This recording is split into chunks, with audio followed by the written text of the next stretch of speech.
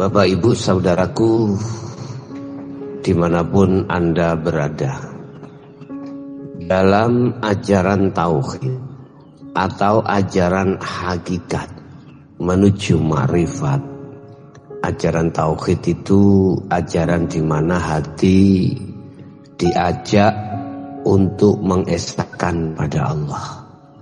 Tentunya bisanya mengesahkan pada Allah, hati juga diajarkan satu ilmu bagaimana cara untuk menafikan dalam hati selain daripada Allah Subhanahu wa taala. Itu cirinya ilmu tauhid.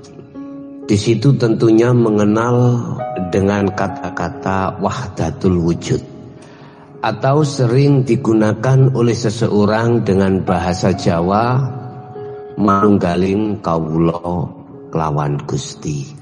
Ini perlu kami tegaskan dan kami pahamkan yang bagaimana yang dimaksud wahdatul wujud itu.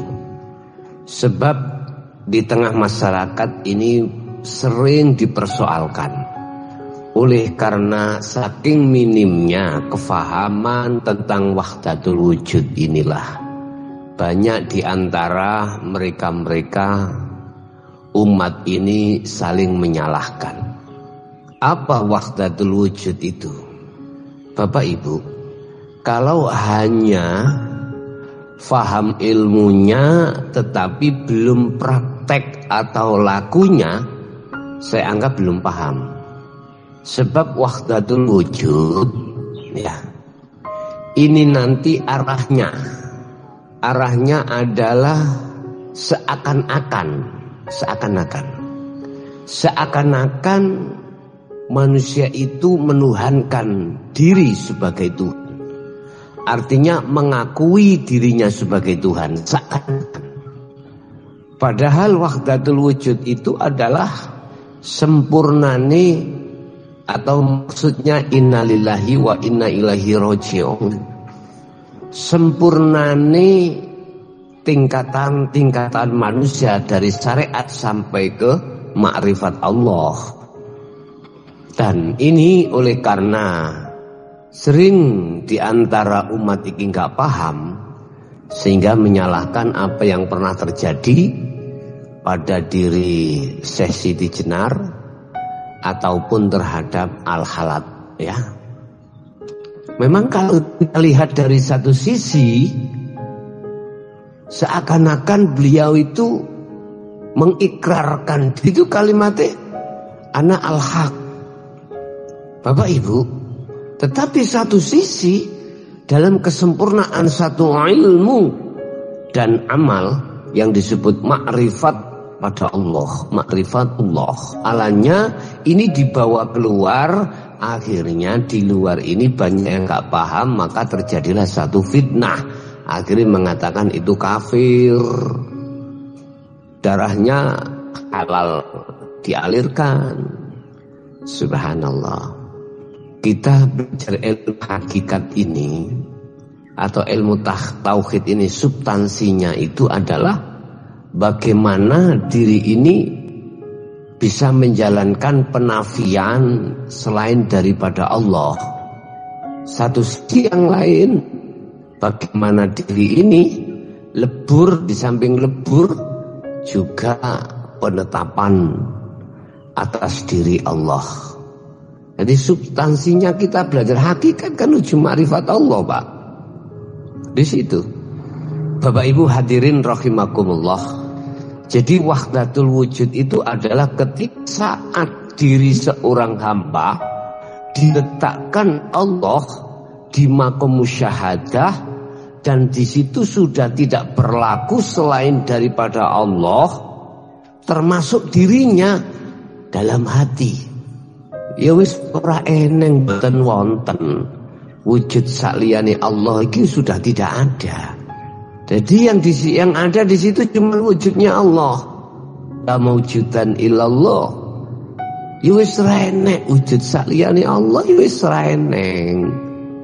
Bapak Ibu hadirin saudaraku yang kami hormati, lah ketika saat apa yang ada di Ma'rifat Allah itu yang kami sebut sebagai wahdatul wujud, itu dibawa keluar,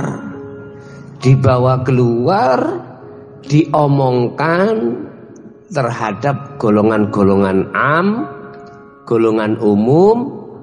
Akhirnya apa yang terjadi? Subhanallah.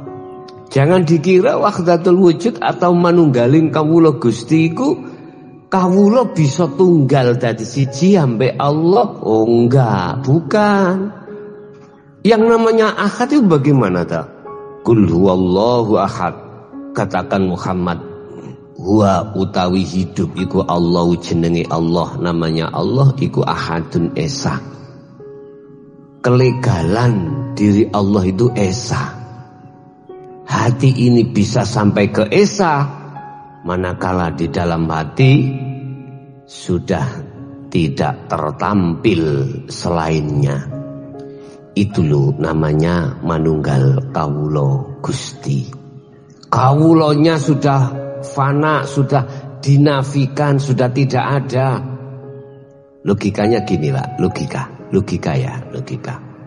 Ini taruh saja namanya satu kacamata, atau lebih mudah lah,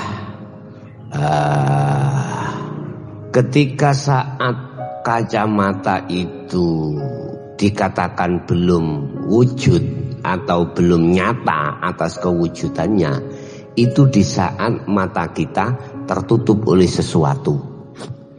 Jelas toh? Oleh karena mata ini tertutup oleh sesuatu, yaitu kain ini, maka jelas di situ tidak akan tampil nyatanya wujudnya kacamata. Lah, ini ketika saat dalam diri kita masih ada wujud selain daripada Allah, termasuk diri hamba, maka sampai kapanpun tidak akan bisa sampai ke ahad pada Allah. Jadi selain Allah itu saya ibaratkan kain ini, selain Allah yang menutupi hati. Kacamata saya ibaratkan wujudi Allah. Ya, ketika saat tutupnya mata yang kami sebut sebagai kain ini tersikap, maka nyata ndak wujud di kacamata. Begitu juga dengan Allah. Manakala selain daripada Allah, termasuk diri hamba ini, iku fana atau sudah nafi, sudah tiada, maka nyatalah Allah. Dan disitulah dijawab di dalam surat At-Toha ayat 14. Innani anallah la ilaha illa ana. Loh, munculnya hal itulah yang disebut sebagai ma'rifatullah, atau sering kita dengar manunggaling kawula Gusti. Ya ini bukan perkara dua jadi satu, manunggal bukan. Wahdatul wujud itu ya gitu. Keesaan dalam wujud itu akan nyata. Keesaan dalam wujudnya Allah itu akan nyata di dalam diri hamba, hati hamba. Manakala selain daripada wujud majazi niki dunya saisine makhluk itu kalau sudah tiada baru akan nyata Allahnya. Ini ya, saya menjawab dari beberapa jamaah yang bertanya di WA terkait wahdatul wujud ya.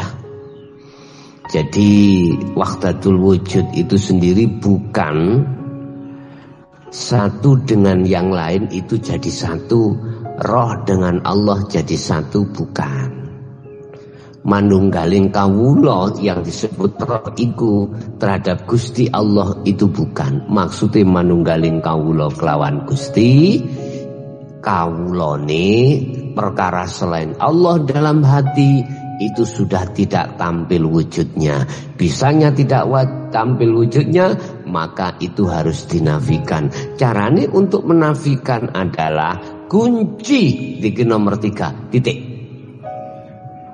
baru bisa ke musyahadah.